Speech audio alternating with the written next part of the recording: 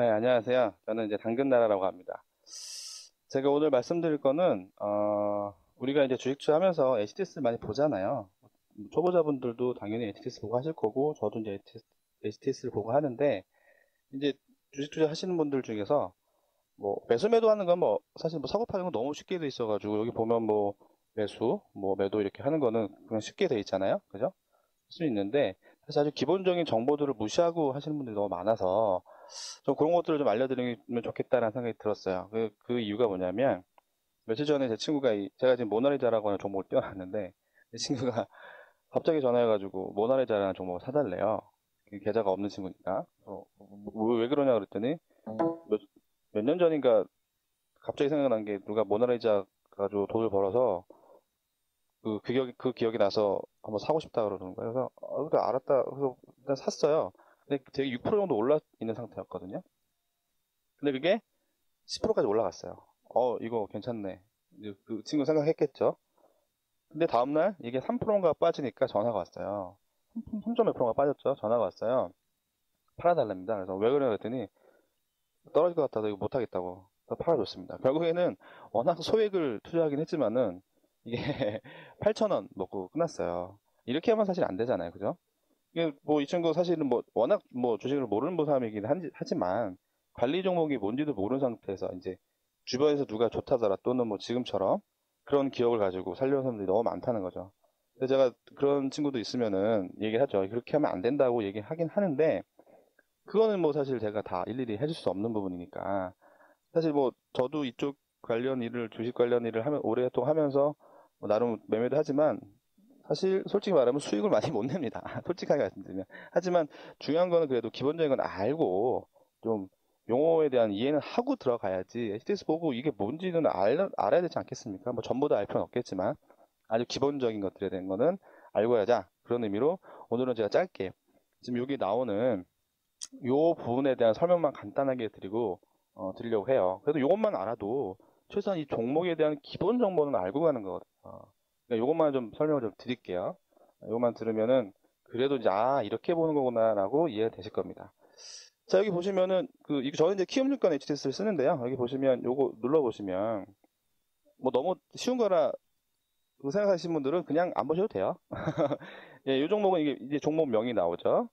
근데 이게 거래소에 있는 종목인지 코스닥의 종목인지 설명이 나오고요. 소형주인지 대형주 중인지 나오는데 요거 사실 누가 봐도 쉽게 알 수 있지만 사실 기준이 명확하지 이게 아시는 분들 많지는 않아요. 근데 요거는 뭐냐면 자본금을 기준으로 요 자본금을 기준으로 요거를 결정을 합니다. 보통 우리나라 같은 경우에는 다 똑같진 않은데요. 일단 우리나라 같은 경우에는 350억 자본금이 350억 이하면 소형주로 분리가 돼요. 그 정도 기본적인 그 정보 알고 계시면 도움이 되겠죠. 그리고 이제 이건 업종입니다. 구분이 대형주, 소형주, 중형주 되는데 대형주는 한 750억 이상 되면 대형주라고 해요. 그 정도 기준만 아시면 될 것 같고 종이 목재 용어는 업종이죠. 네, 보통주라고 하는 거는 우리 흔히 보면 여기 보면 이제 삼성전자를 예를 들면 삼성전자 같은 경우에 이게 보통주죠. 그리고 삼성전자에 우선주가 있어요. 삼성전자 우선주가 있는데 요거는 그거 된다. 요거는 뭐 너무 설명이 기니까 좀 줄이고 일반적으로 매매를 하시는 종목들이 대부분 보통주다라고 생각하시면 됩니다. 우선주에 대한 설명은 나중에 다시 한번 기회가 되면 하죠. 그리고 요거는 결산월은 요거는 이제 1년 동안의 매출이나 이런 그거를 어느 시점에 마지막 결산해서 보고할 때 하느냐. 보통 12월, 3월 이렇게 되죠. 그 액면가 500원이라는 거는 이 주식을 회사를 해서 주식을 처음에 발행할 때 주식에 써져 있는 가격이 500원이라는 겁니다. 이건 이제 법적으로 정해져 있어요. 500원 이상 뭐 이렇게 하도록 정해져 있기 때문에. 그래서 뭐 예를 들어서 뭐 5,000원을 했다가 나중에 액면 분할 같은 거 하긴 하는데, 그거에 따라서 이제 종목수가 늘어나고 하는 게 달라지죠. 요거는 그냥 액면가가 500원. 이건 법적으로 주식을 처음에 발행할 때 500원, 최소 500원부터 시작한다라고만 알고 계셔도 충분할 것 같습니다. 자본금은 너무 잘 아실 거고, 188억 원. 요거는 이제 처음에 회사를 시작할 때 얼마의 돈을 갖고 회사를 시작하느냐. 이게 되겠고요.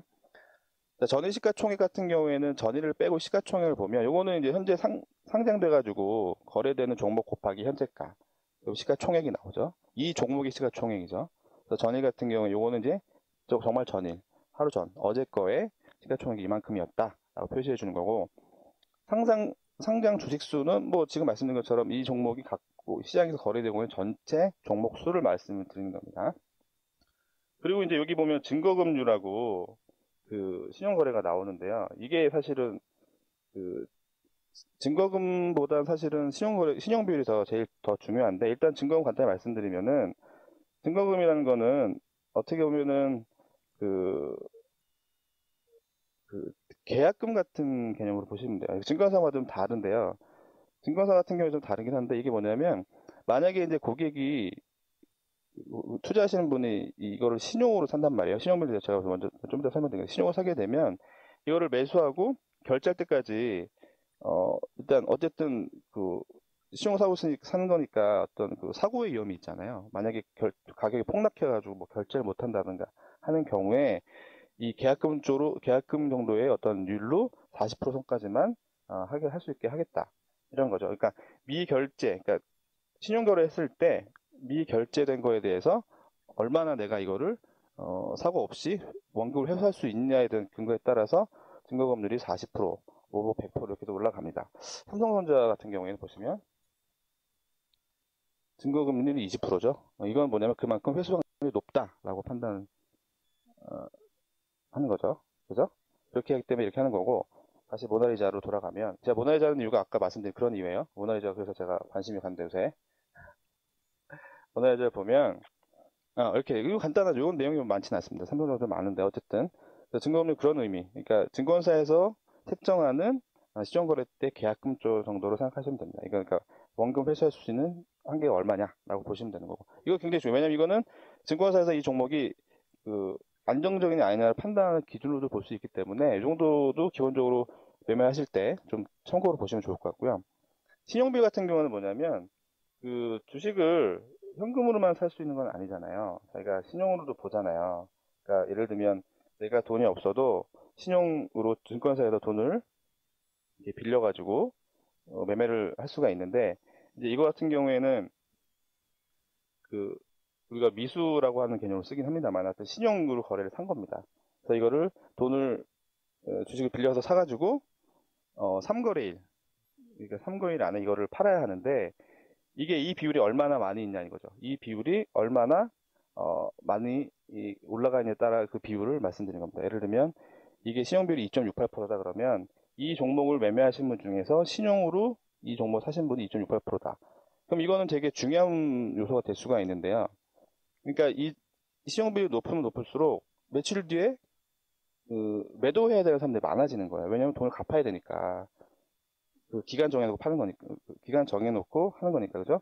매도해주는 사람이, 매도해야 되는 사람이 많아진다는 얘기는 그만큼 매도 물량이 많이 쏟아질 수가 있고, 그렇게 되면 가격에 영향을 미칠 수가 있기 때문에, 주식 투자하시면서 이 현형 비율, 이 부분은 상당히 좀 주의 깊게 보셔야 되고요.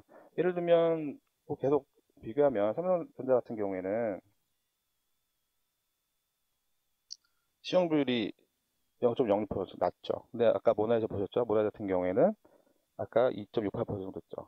그런 식으로 어떤 차이를 갖고 있는 겁니다.